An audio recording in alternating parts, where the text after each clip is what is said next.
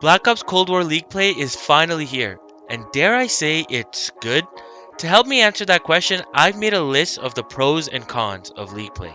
Let's start with the pros. First, we get a 4v4 playlist of the 3 most competitive game modes in Cold War. Having a playlist with the maps and modes that were made to be at their best during 4v4 play makes the Cold War experience so much better.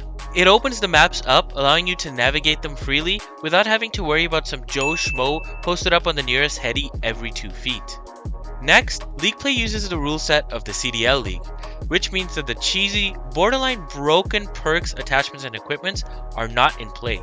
I can't even explain to you how good it feels to run around the map not having to worry about a gas mine around every corner. Now, I know that some of the pro players' GAs or gentlemen's agreements aren't being applied in League play, but based on how quickly Treyarch responded to players' complaints of certain cheesy perks, equipments, and attachments being available, like Gung Ho, Task Force Barrel, and Jammer, I think that Treyarch will quickly get rid of anything that makes the competitive experience bad. Treyarch's quick responses to players' complaints can be seen as a pro. This last pro might only apply to me, but I'm gonna share it anyways. It's the fact that in League play, everything is ready to use. You don't have to unlock it. Ever since Black Ops 2, I've actually enjoyed playing the game competitively rather than playing it to unlock different items. So the fact that I can just hop on and use anything I want immediately is a big plus, and it plays a big factor in how much I actually play the game. All the pros that I mentioned are minor but impactful quality of life changes that brought me back to Cold War. Before League play, I had played Cold War for a grand total of 3 hours before letting it sit for 3 months. League play came out 2 days ago and I already have 8 hours played. So in my case, Cold War is already good simply because it made the game fun to play again. That being said, let's look at some of the cons of League play to see if it's all that it's supposed to be. The first and most important con is the League play ranking system. They basically ripped off Black Ops 4 ranking system, which no one liked, and made it shinier. There are 5 ranked divisions, the lowest being competitor and the highest being master. There's no easily explained way to determine how players are ranked. Me and you could both win all 5 of our games, and I could be placed in competitor while you're placed in elite or even master. Now I'm sure there's a way for all of this to make sense, but Treyarch haven't made it publicly available. Worse yet, instead of letting you compete with the people in your division to see who gets to move on to the next one, Treyarch puts you in a pool of 50 people where you compete for diamonds. Now you might be asking what these diamonds are for. Do they help you rank up? No. These diamonds are actually part of an unnecessary system that lets you unlock emblems as you acquire more diamonds. That's right, you're competing with 50 people in your division to see who gets the most progressions towards the next emblem. The best part is, you get the same points for winning and losing every game. You earn 100 points every win plus any bonuses, which is usually an additional 25 points, and lose 61 points every time you lose. This is bad because someone who plays 200 games and wins half of them would average about 125 minus 61, which is 64 points a game, and they can have the same amount of score as someone who won all 100 of their games with an average of 125 points. Here's some quick maths to prove that that's actually true.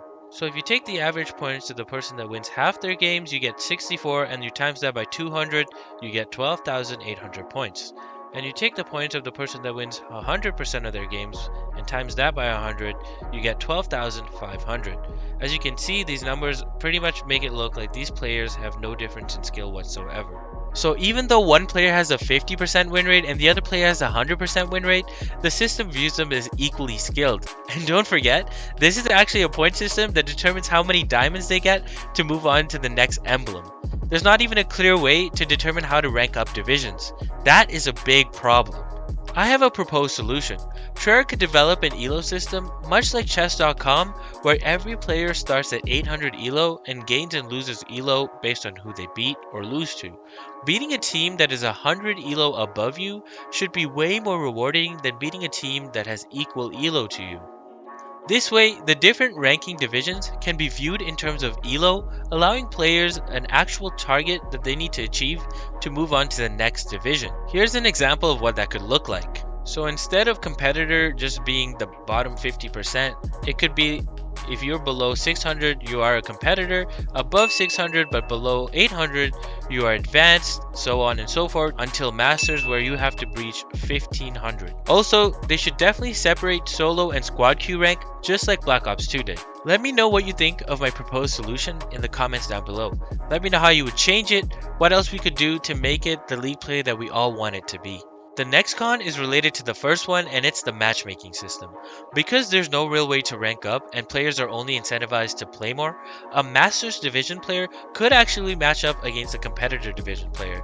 And needless to say, that competitor division player is getting dunked on. The matchmaking is so inconsistent that League Play is basically a glorified pub playlist. One game, I'm absolutely stomping on the other team, and the next, I can't even take 2 steps without getting team shotted. The last con, and worst of all, is how long League Play took to get here. 4 months is a long time to wait for people who bought the game just for League Play. Yes, they exist, I'm one of them. After 4 long months of waiting, you would at least expect a complete product, but what we got instead was a competitive playlist that doesn't even deserve to be called League Play. It shouldn't even have its own spot in the menu. Clearly, the cons of League Play are major setbacks in allowing it to be what it should be, which is an accurate ranked playlist that incentivizes competition and getting better at the game. While League Play isn't great and doesn't live up to our expectations, it is still good because it gives players like me something fun to play in Cold War. Also, I tweeted my proposed ranking system at the people that I think can change League Play for the better. If you feel as strongly about this as I do, make sure to go on Twitter and like and retweet my tweet so it reaches them. Drop a follow while you're at it. Also, don't forget to like and subscribe to see more of my content. Thank you for watching. Have a good day.